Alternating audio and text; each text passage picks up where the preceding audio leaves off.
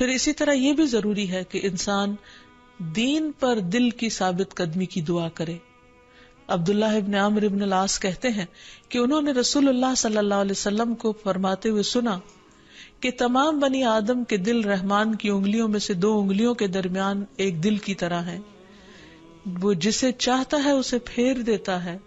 پھر رسول اللہ صلی اللہ علیہ وسلم نے فرمایا اللہم مصرف القلوب صرف قلوبنا علی طاعتک، اللہم مصرف القلوب صرف قلوبنا علی طاعتک، اللہم مصرف القلوب صرف قلوبنا علی طاعتک.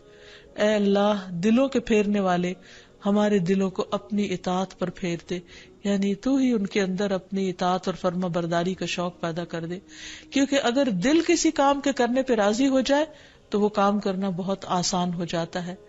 اطاعت کے بڑے سے بڑے کام، مشکل سے مشکل، کٹھن اور بھاری کام بھی بہت معمولی معلوم ہوتے ہیں. پھر اسی طرح یا مقلب القلوب ثبت قلبی علی دینک، یا مقلب القلوب ثبت قلبی علی دینک، یا مقلب القلوب ثبت قلبی علی دینک. اے دلوں کو الٹ پلٹ کرنے والے، میرے دل کو اپنے دین پر جما دے. کیونکہ اگر دین پر ایک دفعہ دل ٹھک گیا، اطمینان ہو گیا، تو پھر عمل کرنا کچھ بھی مشکل نہ رہے گا. ویڈیو کے نیچے سبسکرائب کے بٹن پہ کلک کریں، بیل کے آئیکن پہ کلک کیجیے تاکہ ہر نئی ویڈیو کی نوٹیفیکیشن